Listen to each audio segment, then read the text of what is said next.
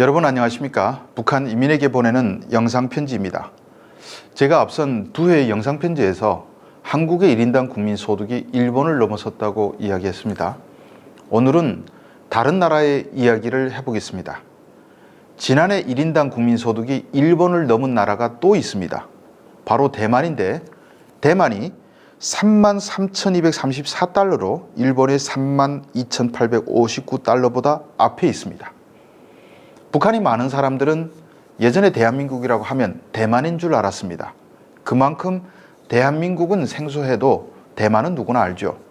세계에서 후진국에서 선진국으로 도약한 대표적인 사례가 대한민국인데 굳이 또 다른 사례를 꼽으라고 하면 대만이 꼽힙니다. 한국은 북한이 막혀 있기 때문에 사실상의 섬나라와 마찬가지인데 대만은 그야말로 바다에 떠 있는 확실한 섬나라입니다. 인구는 2,300만 명으로 한국보다 많이 떨어지지만 교육 수준이 높고 전자와 반도체를 비롯한 제조업에서 강력한 경쟁력을 갖추고 있습니다.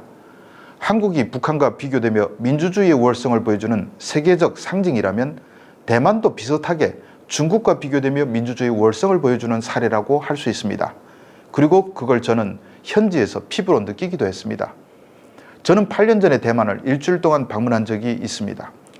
과거 중국도 가보고 일본도 가보고 멀리 홍콩, 싱가포르, 타이에도 가봤지만 비행기 타고 2시간 남짓이면 가는 대만에는 못 가봐서 아쉬웠는데 그때 최초로 대만을 방문했습니다. 대만 정부의 초청이라 극진한 환대를 받으며 대만에서 중요한 여러 곳을 방문했습니다. 아시다시피 대만은 모택동이 중국을 통일하면서 본토에서 건너온 장개석이 집권해 오랫동안 유지한 국가입니다. 그래서 대만의 정식 국호도 중화민국입니다. 중국에 가면 어딜 가나 시끄러워서 정신이 없었는데 대만은 기차역이나 상점이 매우 조용했습니다. 혹시 떠드는 소리가 나서 보면 중국 관광객들이었습니다. 대신 말은 아주 중국 베이징 표준 말과 비슷한 걸 써서 중국어 좀 아는 저는 의사소통도 잘 됐고 사람들도 매우 친절했습니다. 장개석은 중국에서 쫓겨난 이유가 뷔페에 있다고 생각해 술을 마시고 흥청망청 사는 것을 극도로 경계했다고 합니다. 그래서 대만에 가면 술집도 거의 없고 사람들도 술 마시는 것도 거의 드뭅니다. 중국은 대만을 통일하기 위해 국共내전이 끝났을 때 여세를 모아 부대를 총동원해 대만에 건너오려 했는데 금문도라는 섬에서 국민당군을 이기지 못해 포기했습니다. 이후 중국은 국력이 커지면서 유엔에서 대만과 수교국을 몰아냈는데 국력이 약한 대만은 눈물을 흘리며 자기들과 외교관계를 맺은 나라들이 국교 단절을 하고 중국과 수교하는 모습을 지켜봐야만 했습니다. 한국도 1992년 중국과 수교를 하면서 대만과 단교를 했습니다. 그렇지만 대만과 한국의 교류는 계속 이어져 대만과 한국은 서로 5위, 6위의 교육국이기도 합니다. 대만은 민주주의 체제 하에서 발전을 거듭해 한국과 비슷한 속도로 발전했습니다. 직접 현지에 가서 보니 물가가 싸서 살기는 좋았습니다. 저는 대만을 보면 참 역사의 아이러니라고 할 수 있습니다. 반세기 전에 중국 인민들은 장개석이 부패했다고 몰아내고 사회주의 체제를 선택했습니다. 그런데 그들이 선택한 사회주의 체제는 알고 보니 실패작이었고 개혁개방으로 아무리 발전했다고 해도 가난에서 벗어나기 힘들었습니다. 결국 중국도 시장 경제를 받아들였죠. 그런데 부패했다고 쫓아낸 장개석은 대만에 가서 그곳을 발전시켜 오늘날 대단히 잘 사는 나라로 키워냈습니다. 중국보다 대만이 1인당 소득이 3배 정도 많습니다. 이렇게 보면 북한과 비슷한 것이죠. 북한도 예전에 사회주의가 좋은 것이라고 생각했지만 지금 보십시오. 지구 최악의 가난한 독재국가가 되지 않았습니까? 대만을 방문하면서 여기저기 역사적 건물도 많이 봤습니다. 대만의 최초 도시로 오랫동안 수도로 있었던 타이난이라는 도시를 방문했는데 거기엔 유독 정성공 유적지가 많았습니다. 저는 정성공을 보면서 역사의 충신이 뭔지를 깊이 생각하게 됐습니다. 정성공은 1600년대 명나라가 망하고 청나라가 세워질 때 살았던 명나라의 마지막 충신이라고 할 수 있는 인물입니다. 그는 명나라 황제들이 다 자살하거나 잡혀 죽는 와중에도 해안을 중심으로 마지막까지 저항하다가 더는 버티지 못해 대만의 건너와 근거지로 삼았습니다.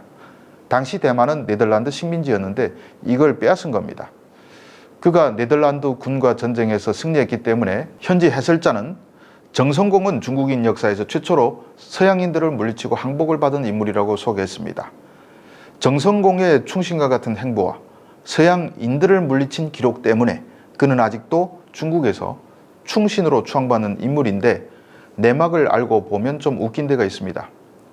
군대 2만 5천 명을 이끌고 와서 수백 명이 지키는 네덜란드 요새 하나 함락 못해 9개월이나 전쟁을 했습니다. 그때도 벌써 서방의 대포는 중국인들이 넘기 어려웠던 산이었던 것입니다. 전쟁을 해서 빼앗은 요새 자리에 도시를 세운 것이 대만 최초의 도시자 수백 년 동안 수도였던 타이난인데, 정작 정성공은 네덜란드를 물리치곤 몇 달 만에 죽습니다. 명나라의 마지막 황제가 죽었다는 이야기를 듣고 통곡하다가 죽었다고 합니다. 중국과 대만에선 이런 드라마틱한 역사 때문에 정성공을 많이 기리지만 저는 이 역사적 인물에 대해 어떻게 설명해야 할지 좀 난감합니다. 정성공이 끝까지 지키려고 했던 명나라는 부패하고 타락하고 아무 힘도 없던 나라였습니다. 마치 조선시대 말기 우리나라처럼 말입니다. 이런 무능하고 부패한 나라를 목숨 바쳐 지켜봐야 백성에겐 도움이 안 됩니다. 임진왜란 때 이순신과 같은 걸출한 장군들 때문에 조선이 망하진 않았지만, 그때도 조선은 정말 진작에 망해도 아무 이상할 것이 없던 무능한 나라였습니다. 왕이란 인간이 도성을 버리고 도망가자 왕궁과 도성에 불을 지른 것은 일본군이 아니라 바로 조선시대 노비들이었습니다. 식민지가 되는 것은 다른 문제이긴 하지만, 아무튼 임진왜란 때 조선왕이 다 잡혀 죽었더라면 우리 역사는 어떻게 됐을까요? 무능한 왕조가 수백 년을 더 집권하면서 나라를 망쳐먹지 않았다면 우리가 일제히 식민지가 돼서 36년이나 씨름하고 이어진 6.25 전쟁으로 500만 명이 죽은 참극도 없었을지 모릅니다. 물론 역사인 가정이란 없다고 하지만 말입니다. 역사책을 보면 명나라를 버리고 청나라를 섬긴 한족들을 변절자라고 하지만, 그들을 변절자로 부르는 것도 저는 반대입니다. 무능한 왕과 부패한 나라를 끝까지 지키겠다고 하는 것 자체가 백성에 대한 변절이 아닐까요? 지금 북한도 마찬가지입니다.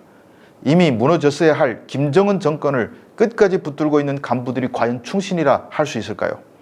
그들은 이미 인민들을 변절한 인물들입니다. 지킬 가치가 없는 나라는 빨리 무너져야 인민들이 잘 살 수 있고, 또 그것이 역사의 순리라는 것을 저는 대만에서 다시금 느낄 수가 있었습니다. 북한의 김정은 체제의 경우는 무너져도 외세의 식민지가 된다는 불안감이 없습니다. 동족인 한국이 남쪽에 굳건히 버티고 있습니다.